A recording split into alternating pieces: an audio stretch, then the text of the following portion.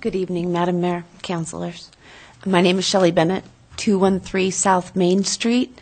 I represent the owners of the property, and I just wanted to give a little bit of background. I'm sure you've read the information already from the packets.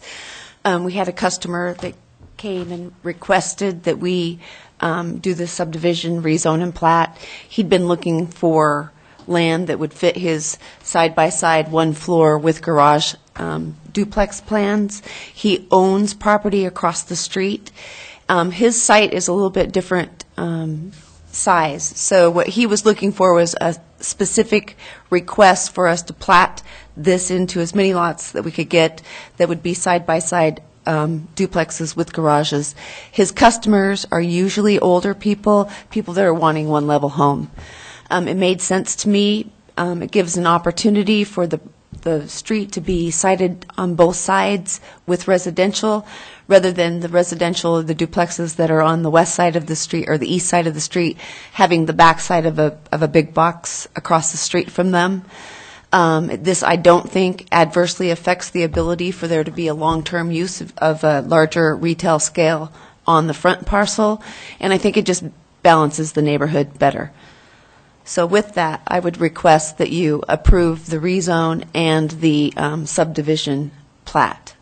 And thank you for allowing these to be packaged. Do you have any questions? Councilors? Thank you very much. Thanks. Others who'd like to testify in support, please.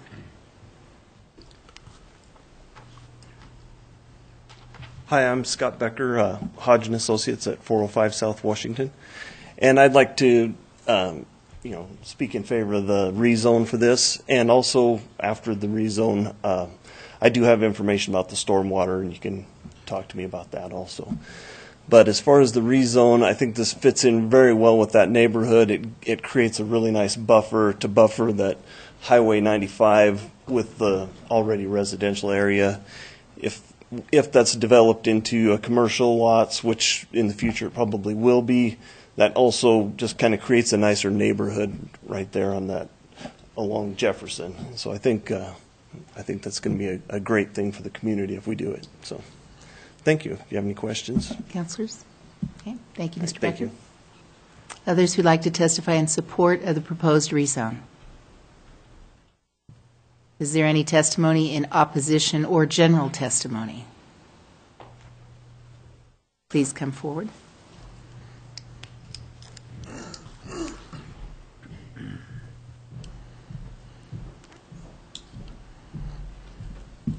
Hi, I'm Joel Plaskon, 307 Dolly Drive. This is not in opposition to the rezone. I support the rezone. I think it's a good idea and it fits with the neighborhood.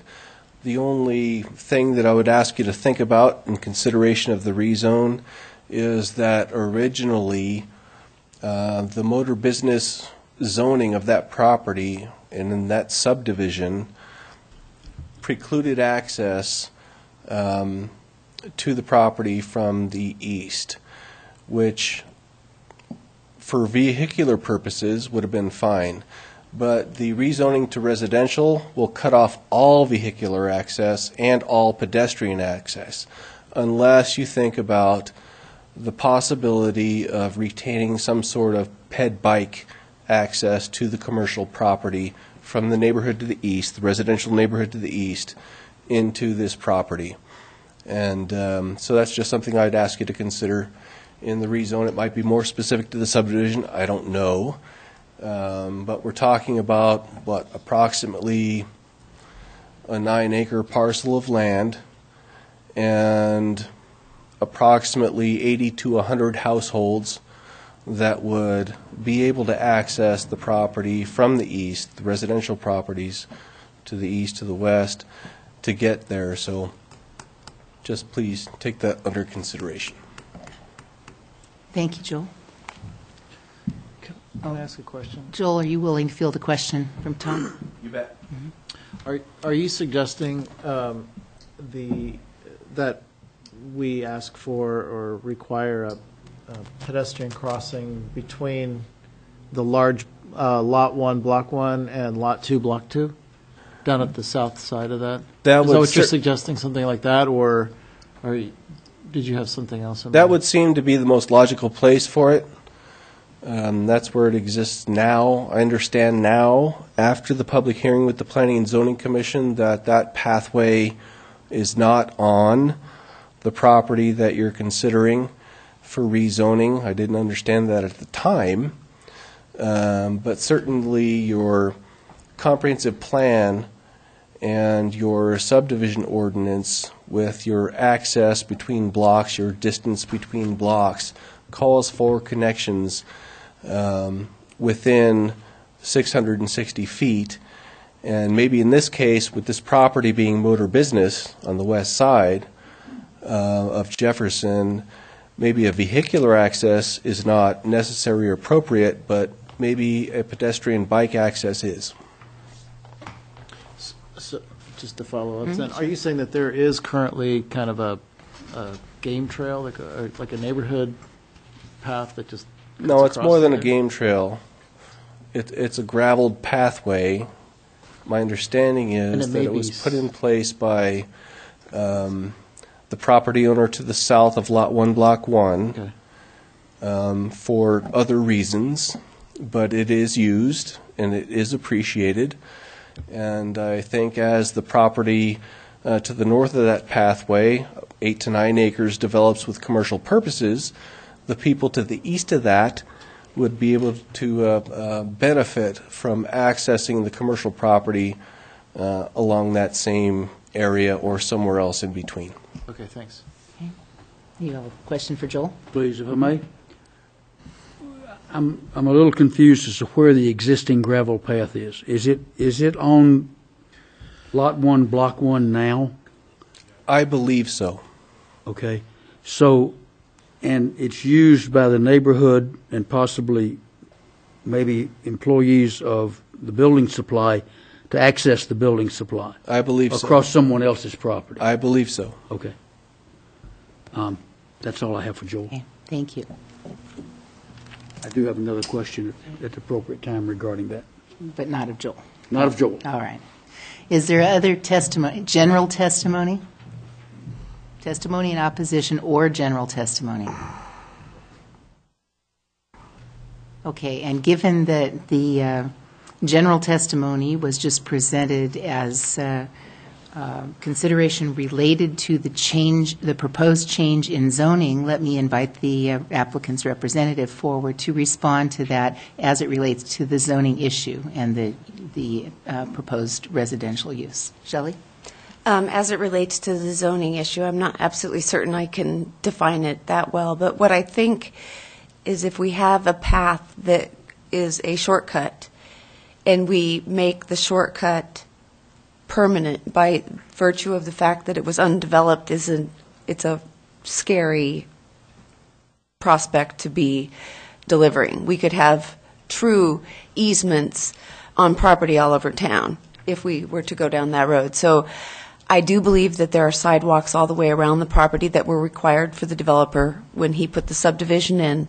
There's a street rodeo, there's a street McKinley. There's plenty of places to get around without having to go across the property. The use of that has been for the employees of Moscow Building Supply, primarily who park their cars there because apparently there wasn't enough parking designed for their structure for their employees and their customers. We have asked that they have their employees park on site rather than utilizing city streets for their parking. I don't think that we want to go down that road. I think that's a precedent that we don't want to attempt in putting unauthorized trespassing and making it an allowed use. In fact, a permanent use at the developer's cost. So, does anybody have any questions? Yes, ma'am. Walter?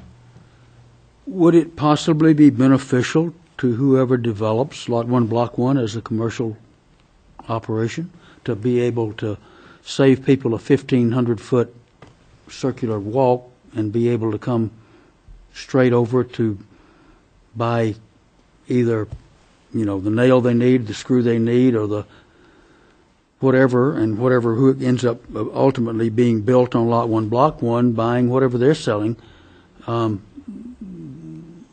It takes one of the lots and makes it not usable for the property developer, for the potential, for the person that's intending to buy it. Because his sites require the absolute maximum footprint of the plans that we have. Well, I don't mean to be argumentative, but your No. your northernmost lot is larger than the lower 5. Right. I'm just trying to see if people are using this now just to go to one business, how many might use it to go to multiple businesses? And absolutely, I do understand that. A city easement through there, a developed pathway through there, would the city then take it as ownership? It'd be yours to maintain? I haven't thought about it that way, but we have quite a few of those around town. Right. Well, based on the request that I have been asked to move forward, there isn't room for a public sidewalk on that. It's a 500-foot total length from one side of this proposed subdivision to the other, and I don't think it's difficult to walk around. And we don't know what the uses will be, and if they will be something that will want people to be able to sneak in through the back door. And I think it provides for another, then it needs to be lit, or it could be dangerous. I just think it's out the back door of Moscow Building Supply. And if they want to provide that on their site, they need to figure out a way to be able to do that. Thank you, ma'am.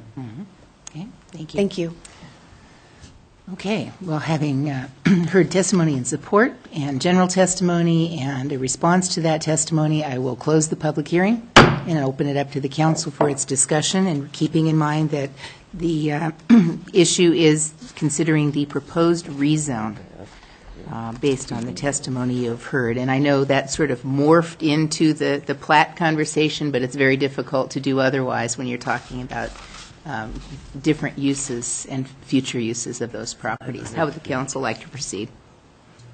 Walter? Madam Mayor, I like the arguments that's been made to get housing on both sides of Jefferson so that effectively buffering the motor business to the west from the current duplexes on the east side of Jefferson. It strikes me as a good proposal in that regard, and I'll support the rezone. Is that a motion? I would make a motion that we approve the rezone ordinance on the suspension of the rules requiring 3 complete and separate readings, and that it be read by title and published by summary. I'll second that. Okay, we have Walter's motion and Tom's second, and discussion. Anyone? Yes, Tom? I also like having the opportunity to have a similar feeling of a neighborhood on both sides of the street, so that it feels more contiguous for the folks that live there. So I think that's a good thing. My preference would be that we have some kind of a pathway that gets. That's on Plat. Oh, yeah, that's on Plat. And Okay, we will have that I'll be quiet. conversation further. Okay. Thanks. Very good. Other discussion? Okay, hearing none, we'll start this roll call vote with you. Dan? Aye. Aye. Aye. Aye. Aye. Okay, that motion carries. So this is ordinance number 2013-04, an ordinance of the City of Moscow, Idaho, Municipal Corporation of Idaho, providing for the zoning of the eastern 100 feet of Lot 1, Block 1 of Parkview Estates addition to the City of Moscow as described in Section 1 of this ordinance, medium-density residential R3, providing that the provisions of this ordinance be deemed severable, providing for this ordinance to be in full force and effect from and after its passage, approval, and publication according to law.